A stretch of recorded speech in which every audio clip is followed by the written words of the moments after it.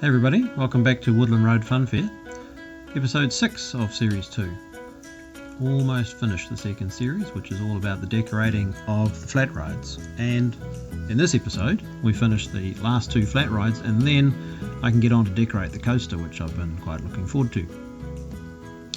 I thought I was sort of getting into I've had enough of this mode by the time I got to these two, so kind of phoned it in really, and just gave them a quick bit of detail and then focused on the Comet spinning coaster. So most of this video will be about the coaster. That's the Hellion Ring just getting done there. I couldn't really make my mind up what I was doing there. I think in the end the Hellfire and Ring was sort of going through my mind, but at the same time I was thinking about not Stonehenge but Easter Island or something, and I was sort of mucking around with these rings set in stone, but nothing really much came of it. And then with the Scizzer I gave it a few trees and moved on because I was keen to get to the coaster. So now the Comet, in the end of the last series, episode 6, I can't remember whether I did it in episode 6 or... Anyway, there was the bonus episode with the detail of the coaster build in it. And in that I explained how the coaster is supposed to have a story, but in the construction sequence, of course, the story was not obvious other than by the shape of the coaster. So with the decorations, you're actually going to see the... it's a kiddie coaster really, but it's got quite a bit of detail compared to a lot of the kiddie rides I've been on, like the Scooby-Doo coaster, or there's a Dino Land one at Disney World, I think, somewhere, where there's a spinning coaster, sort of wild mouse type ride.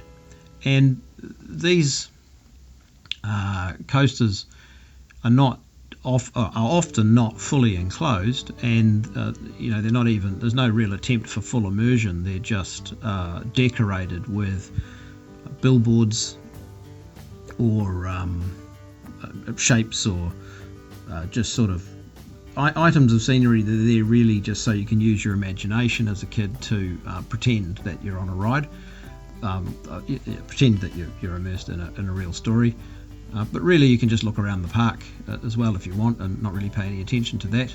So there's a Goofy's Barnstormers, I think, as well at Disney, which is similar in that way.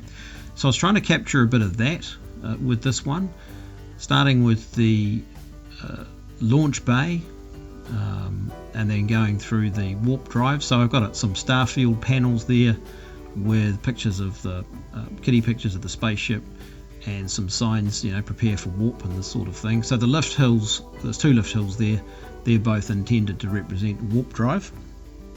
And we warp away and then we go into the sort of asteroid dodgems mode. Now the whole coaster, I've deleted most of the supports and I'm building custom supports, but I got a little frustrated with the various complexity or the different types of support that I tried to build being too complicated, and there's so many angles on this thing that I wanted to maybe get a bit more accurate with what support should look like, but in the end I just pushed correctly coloured I-beams into position to hold the ride.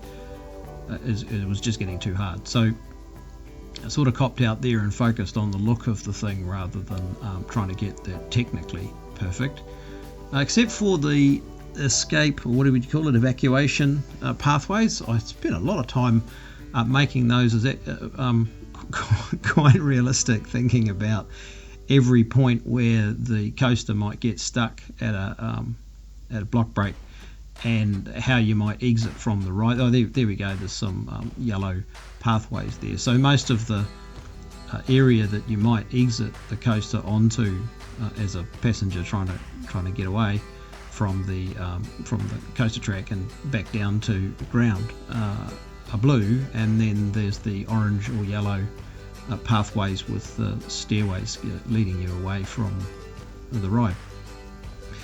So I had a bit of fun building that, not so that it added much to the project or the ride, but I enjoyed it. And then what else have we got going on here? I put large panels there for the star fields to mimic the, to represent the various stages of the ride. So we've got the asteroids up the top there, which then trends into or blends into the sighting of the spaceship sitting on the roof, and then you cycle away and come back for a bit of laser action. There it is, that's hooked up to a trigger later. Then you warp away again up another lift hill, and you're transported to the planet's surface, which is just represented by a few blocky sort of building things, and then you warp home and back to the launch bay. The queue, I wanted to set this up to be a bit like a flight training academy. Again, you can't really go overboard. It's just got to be something to look at really and be reminiscent of it. So a little bit of a I'm not sure what you call that area, like a plaza area or something at the entrance where the fountain is, embedding the pathway under roof tiles to make it a bit more free flowing with the guests wandering around there. And then walking through the queue here, you can see the various things, whether that be a museum or exhibits or something like that for the guests to enjoy as they're waiting in the queue. And then they board the ride and around they go. So that's it for number 6. In the next video we'll do opening day and do a bunch of point of views, including the coaster. So hopefully see you then. Thanks for watching, and bye for now.